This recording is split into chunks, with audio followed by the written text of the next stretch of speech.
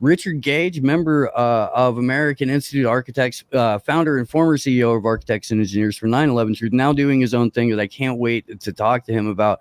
Been about a year and a half since I had a chance to speak to you. Richard, welcome to AM Wake Up. Very pleased to be able to have a conversation with you. And how you doing this morning? Thank you so much. It's awesome to be here with you. I mean, it's been a long time, and we got another anniversary coming right up. Yes, so it's good here in northern Idaho.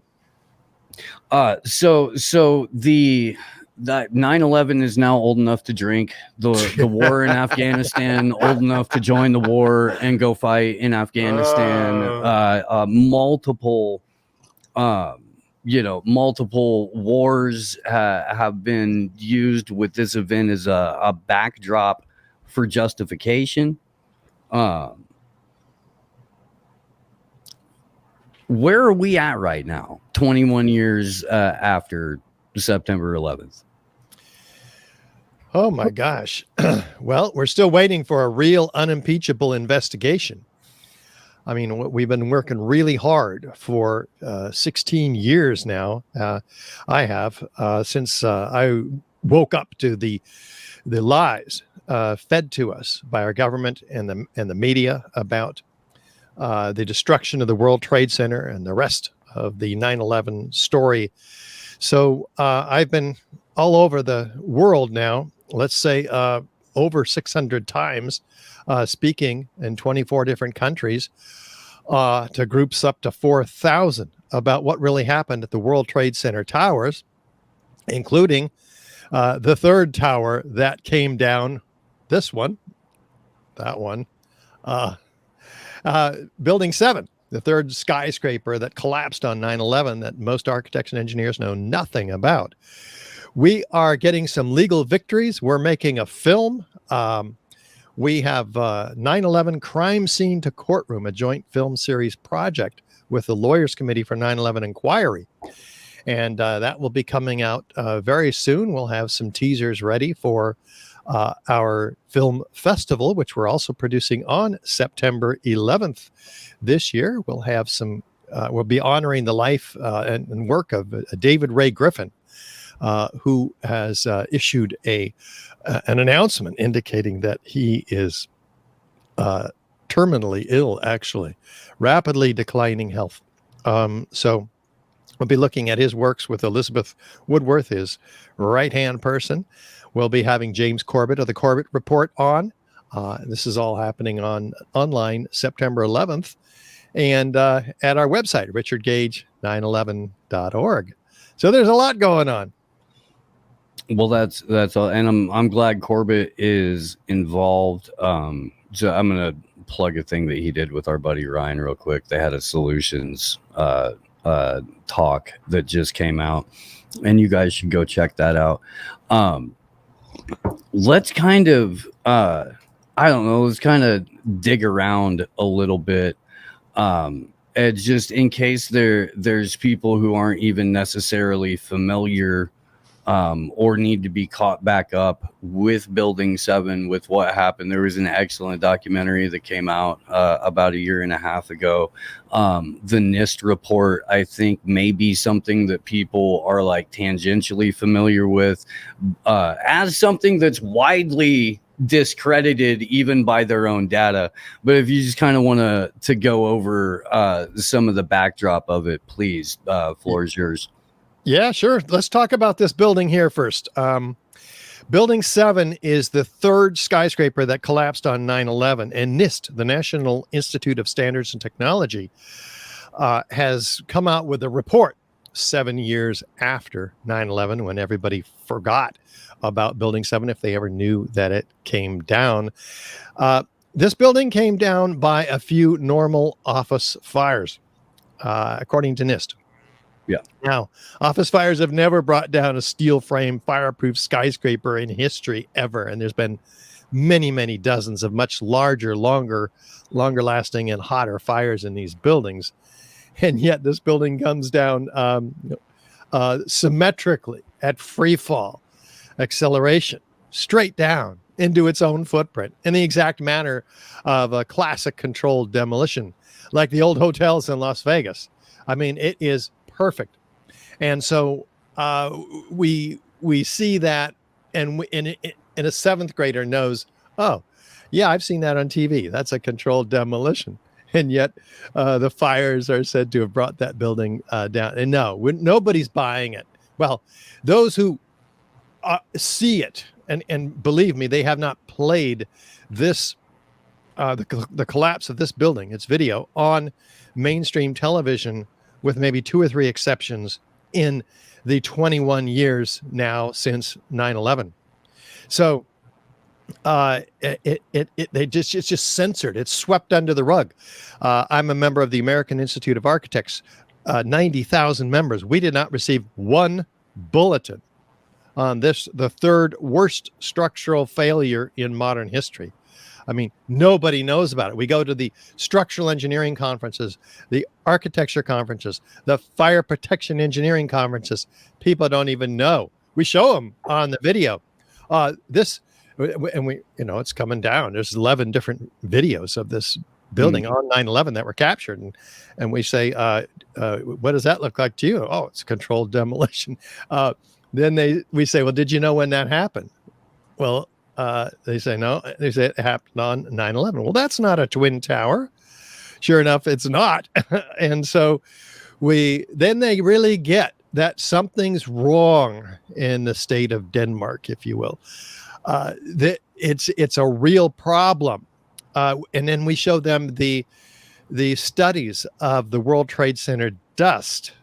We go into that, and that brings up, of course, the Twin Towers as well, the incredible hot temperatures underneath Building 7, underneath the Twin Towers.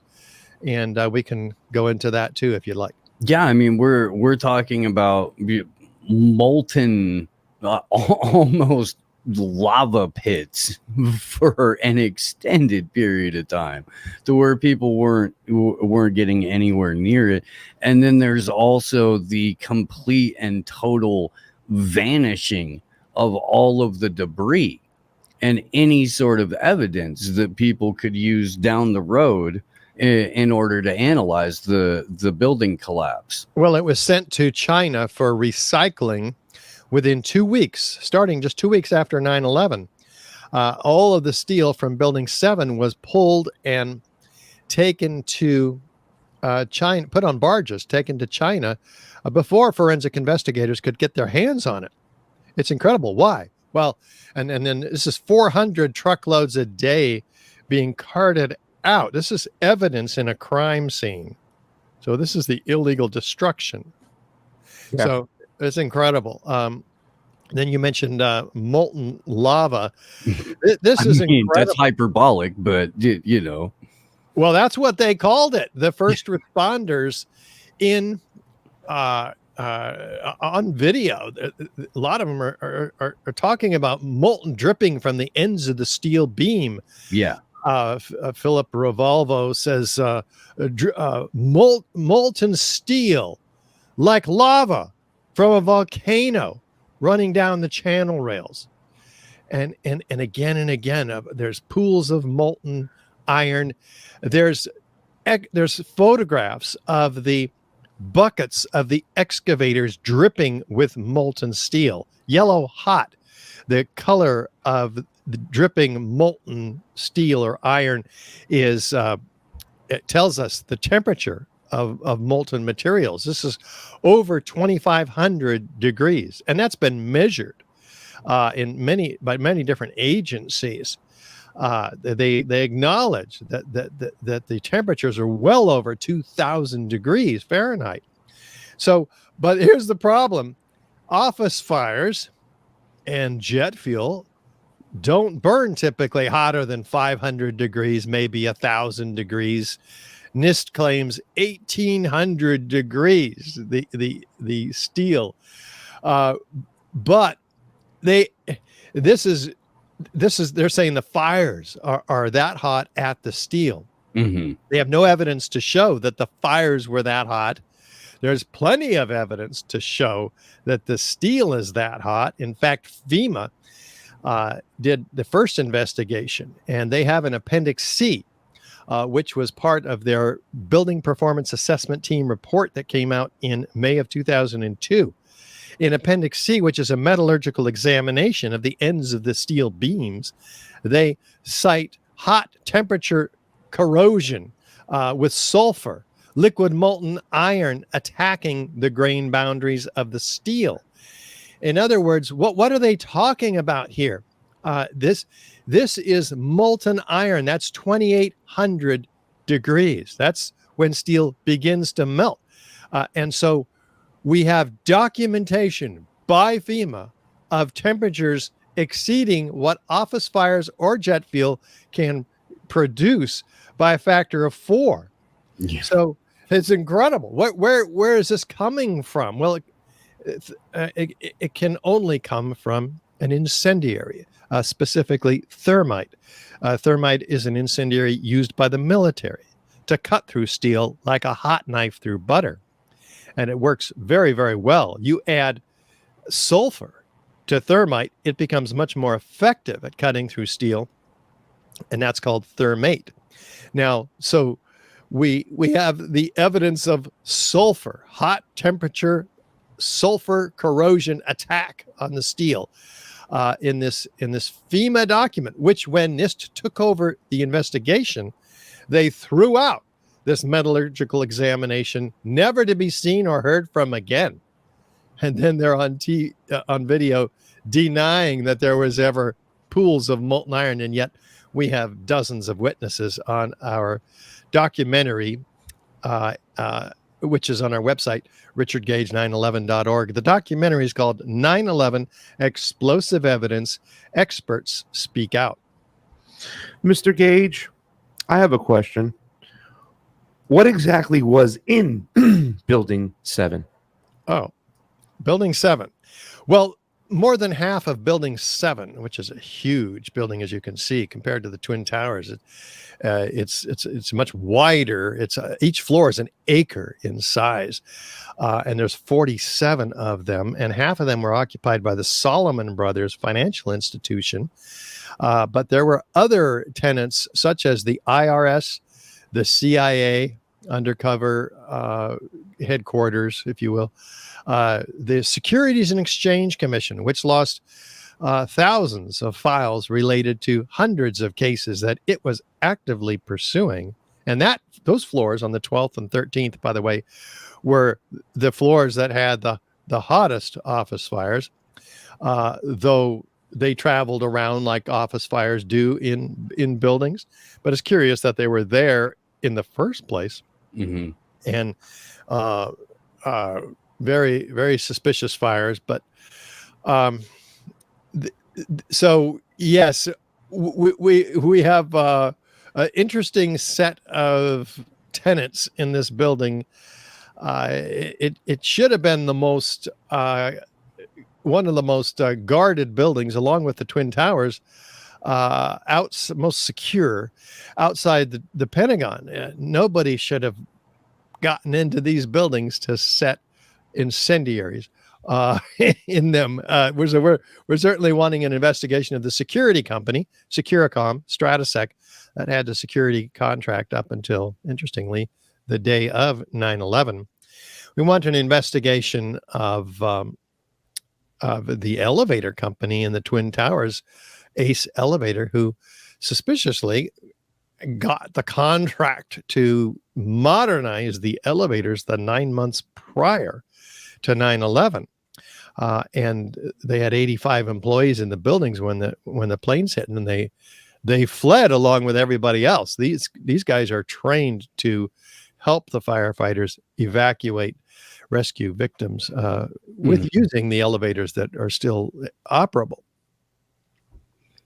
I forgot about the elevator thing. I did. It's been a while. It was the largest elevator modernization in history, and it was going on the 9 months prior to 9/11. And people said, how could they plant explosives in an occupied building? Well, it was only half occupied by most researchers' estimates in the first place. We know that tenants were being moved around in the years before 9/11. And then we have the complete interior core of these buildings, which is adjacent to the core columns in these buildings and beams, so that operatives, if they were going to use this as an undercover operation, would have access to the beams through the gypsum board, which surrounds all of the elevator hoistways. Yeah. This is crazy. Wow. Yeah. So do you have somewhere to go? Because I have a question right now, because go people ahead. in the chat I'm Go watching. ahead. Mr. Gage, unfortunately for me, being an election integrity activist, Giuliani, he's one of the faces of that movement going forward. I want to know about the evidence that was removed and taken to China in the still of the night. Did Giuliani have anything with signing off, making sure that stuff gets out of there quickly and quietly? We've got all of the agencies and offices pointing fingers at each other. Giuliani points to FEMA. FEMA points to Giuliani. There's no hard evidence that any of us have seen that, such as an order to remove the steel. So it's an exercise in distraction, I think, because what's really shows us what happened is the evidence itself, such as the Twin Towers, for instance. Just in the videos of the Twin Towers, we were told that the upper part of the tower drove the rest of the building down to the ground and then destroyed itself, which is the theoretical basis that remains for NIST's theory of column failure. So they say that the fire weakened the steel and caused the floor trusses to sag. When that happened, it pulled in the perimeter columns, and then the upper part drives the rest of the building down to the ground. But the upper part is the lightest part. It's like a Volkswagen running into a Mack truck, and a Mack truck being destroyed by the Volkswagen. It just doesn't happen. So it violates the laws, the third law of Newton's third law. There's an equal and opposite destructive force when two bodies collide. So, and indeed, that's what happens. We actually look at the videos, not the theory by Zdenek Bazant, who put forth this obfuscated multi-page paper just 2 days after 9/11, and it gets published in the American Society of Civil Engineers Journal of Engineering Mechanics, I think it is. Anyway, the problem with all of that is that he rigs his calculations 12-1 in favor of a collapse. He makes it mathematically look like, here's what happens. And that became the official story, and we all just kind of believed it. We didn't believe our eyes. Our eyes were showing us something very different. The upper floor is not driving the rest of the building down to the ground. It is destroying itself in a telescoping fashion. And we show that in our documentary very clearly, that what's destroying it is the question. And the answer is given to us by 156 first responders who are on oral record, citing sounds of explosions before the collapse of the building. Many of them citing flashes of light and pops around the building. You know, like when they try to bring down a building by controlled demolition, they actually use that term, those terms. And so after 4 seconds, when the upper part is completely destroyed, because in no other videos do you see the upper part driving the rest of the building down to the ground, it's destroyed. After that, we have laterally ejected 4-ton and 8-ton structural steel sections laterally at 80 miles an hour, clocked by physicists, landing up to 600 feet in every direction. All the steel is outside the footprint of the building. So if the steel is outside the footprint of the building, what's left to crush the building, you ask? Well, I ask, and the answer is, it's not the steel. That's up to 600 feet in every direction. That's a third of the weight of the building. Maybe it's the concrete floors. They're 4 and 8 inches thick. Well, The concrete floors are not stacked up. They're an acre in size also, each of them. They're not stacked up. There's not 50 of them. There's certainly not 110. There's not even 10.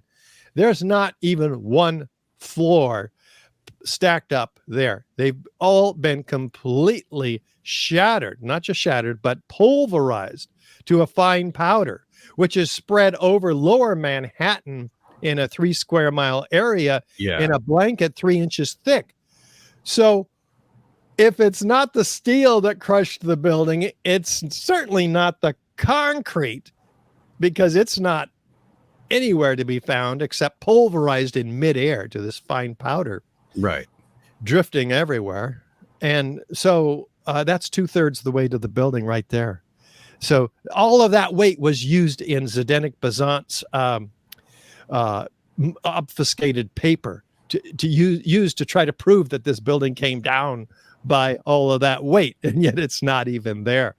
So we've been lied to 6 ways from Sunday. Well, and NIST came out about 2 weeks after lockdown got ordered with like a brand new and innovative way to help roll out like COVID testing and stuff. Like they were instrumental in pushing that narrative too. Everywhere you go. Pardon? I didn't know that they were part of Warp Speed. Yeah, well, they pre-Warp Speed is what it kind of was. They had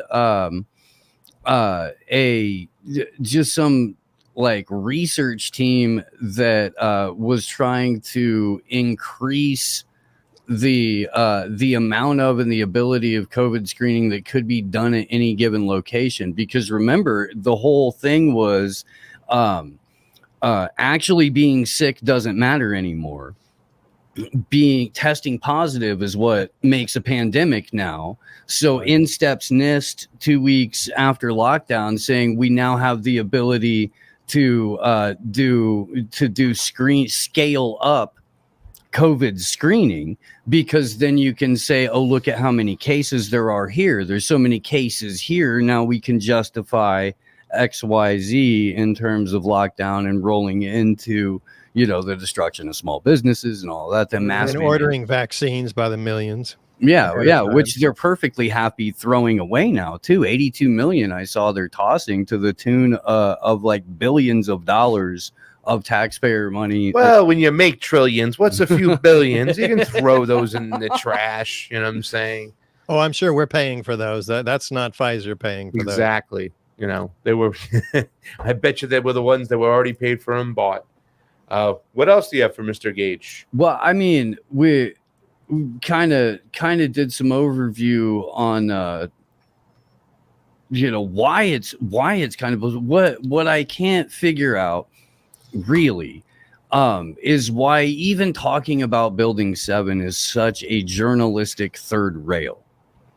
And I wanted to, I don't know if we asked you this last, I honestly can't remember. It's been a long time, but I mean, what is it that keeps so many people from Building 7 as a subject? Because it's not like there's an ongoing dispute. That's not like there's people who are jumping up anytime somebody starts talking about it going, it was a hologram, or that's not happening.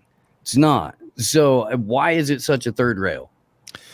And it is actually not, Building 7 is not as much a third rail as the Twin Towers, where we all lost 3,000 or so of our fellow citizens and world citizens, people. I mean, this was a shock. We were all put in a state of shock on 9/11, and it's not because of Building 7.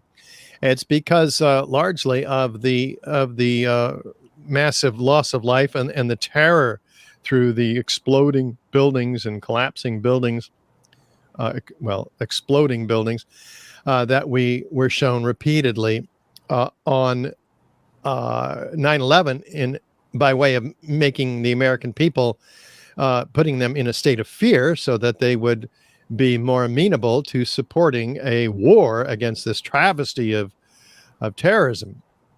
starting a $6.5 trillion global war on terror. So we could invade two countries in which 2 million people were killed and take over the resources in those countries. But I digress. The Building 7 is not the third rail, and that's why it's the Twin Towers, and so that's why I start with Building 7, because most people are unaware of it. So yes, 9/11 So in it's the lack of general and the World awareness, Trade not Center in general is and can be a third rail. So your question is still valid. Why? okay. But more generally, because of the lack of awareness around Building 7 in general, and then the overall 9/11 stigma, not that people are afraid to talk about it specifically if they have to.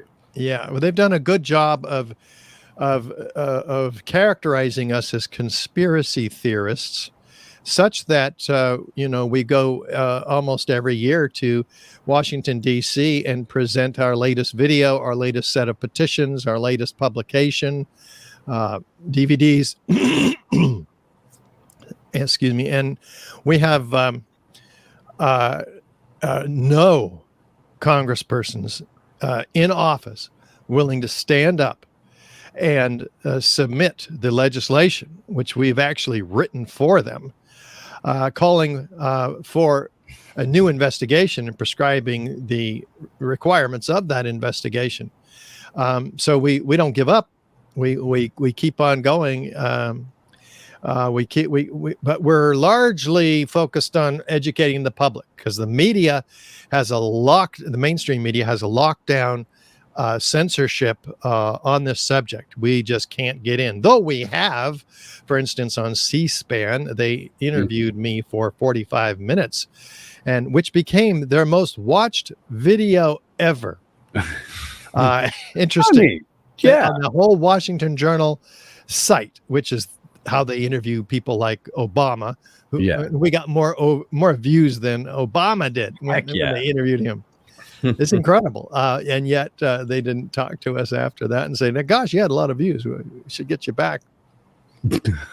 Well, those aren't the kind of views they want, Richard. That's not. And then I was telling Pasta on the way in this morning about your segment getting cut from Spike Lee's thing. And I don't know if you wanted to talk about that or not, but that was something that we had been aware of. We knew that it was going to happen, and then we were to say the least, not overly surprised necessarily, but bummed about it. Because that was, I don't know how many. I mean, it's yeah. I didn't watch it because of that. I'll say that. Well, it wasn't played. So Spike Lee called me a couple of years ago, said we gotta do something about this. I said, yeah, tell me about it. So he flew me to Brooklyn, and we interviewed for 2 hours. I gave him all the evidence in great detail, gave him lots of photographs and videos.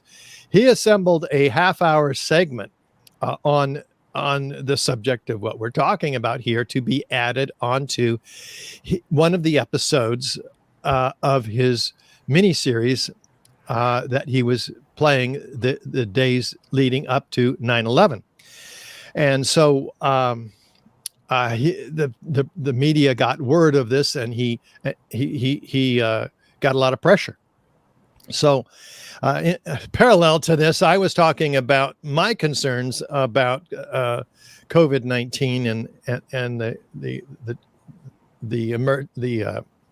experimental genetic therapy that they were mandating. Mm-hmm. So this became a problem for him, this combination of forces that Slate magazine put this quote in his face. And who knows? But what he said later is, when asked why he pulled this half-hour segment, he said, frankly, I didn't have a choice. So that's what we know about him pulling that segment. It was a disappointment, of course, for all of us. And it caused quite a stir on the board of Architects and Engineers for 9/11 Truth, which I founded 15 years ago and had been running. But the PR consultant convinced the board that this is a major PR crisis and the CEO has to go. So it was quite a vigorous discussion, and so I'm now on my own as a result of that set of circumstances. But I'm not on my own. Out of that. My wonderful wife, Gail, who works so closely with me now, saved the ship. So we're now running podcasts twice a week. And we've got some incredible guests at richardgage911.org that we interview. And she's made it possible doing all the social media outreach that has to be done, and the connections and all the backroom office stuff. So we're really putting it out there now like we never have before. I was able to watch a little bit of one of those videos yesterday with you and your wife, and you just got started. I was so intrigued.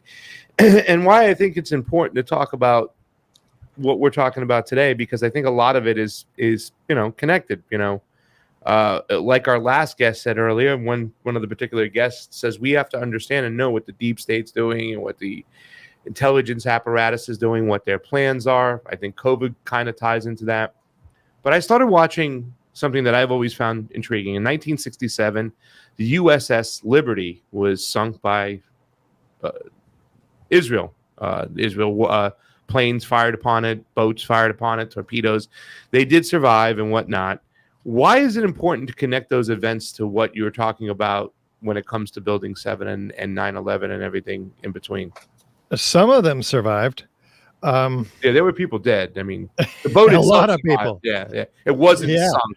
Yeah. In fact, we had the author, the filmmaker of Sacrificing Liberty on as a podcast guest. That's an extraordinary podcast on our website. And it's one example of many false flag operations which are designed to manipulate the people governed by a certain government, in this case, the U.S. government. And what happened was the intent was for Israel to attack and sink this ship, which was in international waters, the USS Liberty, and blame it on Egypt. And so that the U.S. would then go to war with Egypt and do Israel's work for them. So this has been all exposed, but not by the government, not by the U.S. Mainstream media, which works for the government, which works for not us, but those who pay them the most money, which is international corporations. So these types of false flag operations, there's a whole history of them. They're used to start, in fact, every war we've been in. Most recently, the Vietnam War, where declassified documents showed that the sinking of the Pueblo in the Gulf of Tonkin never happened. World War I and World War II were started with deception upon the American people, particularly. We even have more recent examples of John F. Kennedy being presented a plan by his top military advisors to send a plane full of students over to Cuba and shoot it down, and blame it on Castro for the pretext of invading Cuba. So this has happened not just in this country, but Germany. The burning of the Reichstag was proven to be an effort by Hitler to blame that on communists. It's just it's endemic, and people need to understand it's going on right now. In fact, with Ukraine, the U.S. is actually publicly, I think the first time, accusing Russia of staging a false flag event so that they could further encroach on Ukraine's current government. This is fascinating too, because in late February, early March, Ned Price, State Department spokesweasel, had come out multiple times saying the United States is engaged in an information war against Russia, and we are going to lie But don't worry, we're just lying to the Russians to throw them off. But we're totally going to saturate the media landscape with complete nonsense. And this That was is admitted. yeah, they had an Wow. exchange with Matt Lee about it. Yes. We played it on the show. I mean, it was mind-boggling where there for the first time the State Department is openly admitting to psychological operations, to they're telling you we're going to go out and say that the Russians are doing all of these things, admitting to the pretense for false flags. I believe the next day Your boy was from the when- CIA, the well, cuck, it wasn't even that. It was unprecedented use of this. the next lying. day was the hospital or maternity ward bombing, where they rolled out the same old woman that they'd used in like 400 other events over the last 10 years in Eastern Europe. It was, laughable, but That's because they couldn't get the daughter of the Dubai prince or whatever to talk about incubators on the floor. I mean, she was booked for that day, Steve. Come The on. Kuwaiti The Kuwaiti one. Thank you. Not Dubai. ambassador's My daughter. bad. I'm gonna. But I mean, we've also had General Wesley Kuwait. Clark, on video saying, reading off the list. I came into my office and there was a list on the desk saying these are the countries the U.S. is going to destabilize over the next several years. And they're ticking down the list. We've got all but Iran. And Cold aren't my beer, says the Statue of Liberty. Yeah, but I mean, these events aren't anomalies. These events are how wars are conducted, and I think that's something that people need to understand. Yeah, Agreed. If we could, because I don't know if we've really ever talked about buildings 1 and 2 with you. And I'd like to know what your thoughts are overall on those. I mean, we talked a little bit about the elevators. We talked about the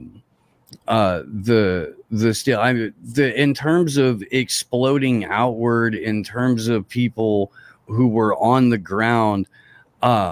It seems like every 8-10 months there's another video or an old video that resurfaces where there you have a number of eyewitness statements, and then it's just sort of left there in the air to hang.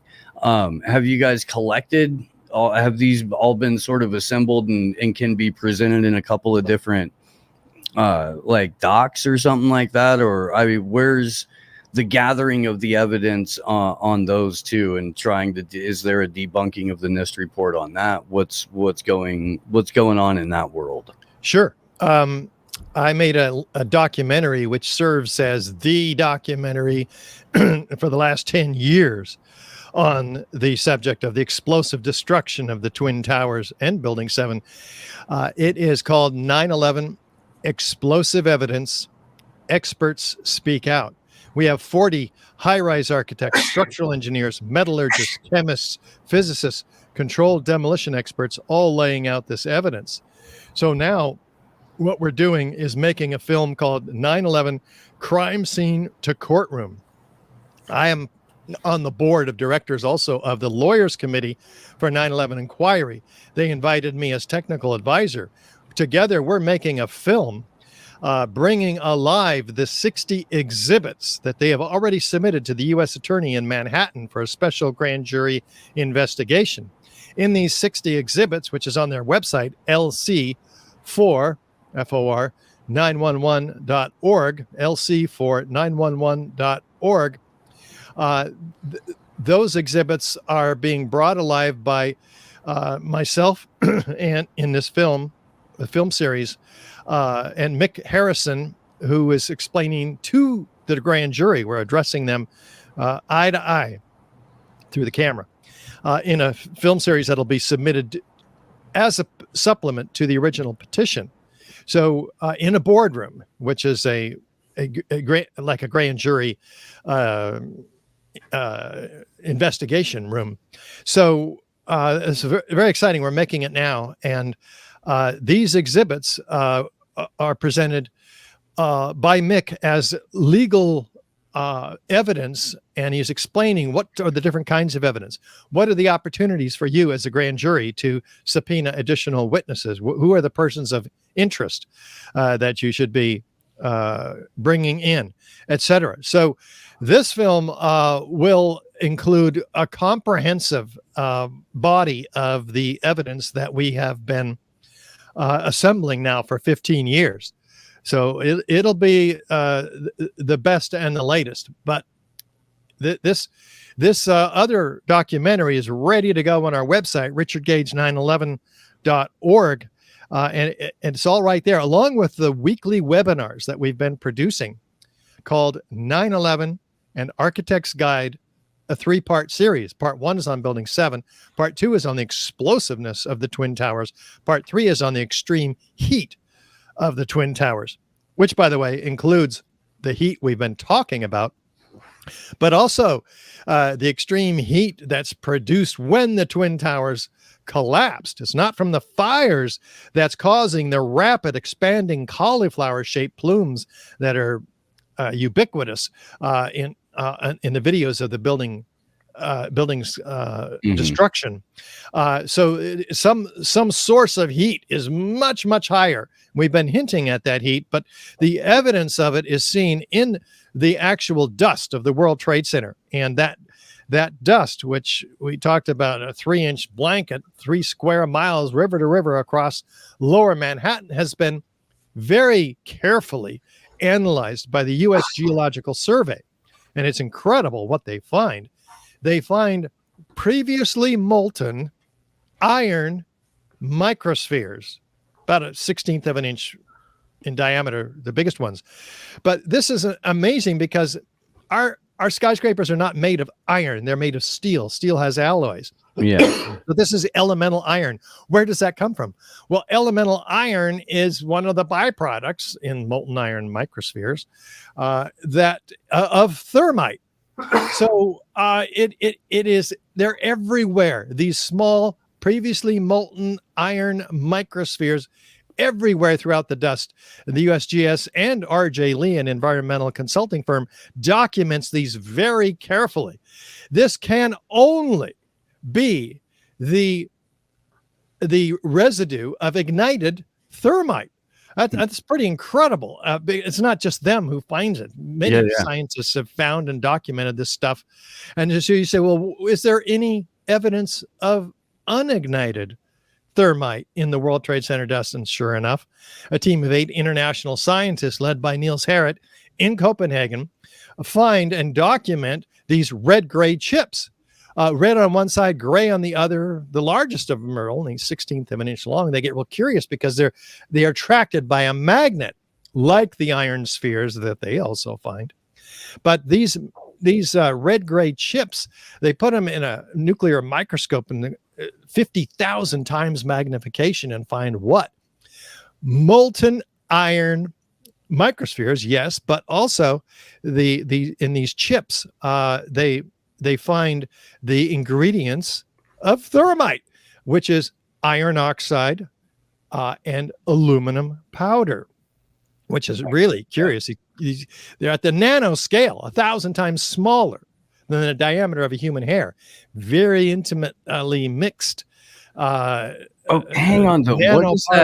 What does that suggest about application of thermite inside of the buildings? Or is that something that happens in the explosion process that, that makes it that tiny? Well, the nanoparticles are obviously real tiny inside the red layer of these red-gray chips. And when they put them in a heater, a differential scanning calorimeter, and they raise the temperature to 758 degrees, just like the peer-reviewed literature on nanothermite, they ignite, producing what? Molten iron microspheres. So you see, we know where those molten iron microspheres came from. They came from these red-gray chips, as if we didn't know, because they're found attached to partially ignited red-gray chips that we have lots of examples of also.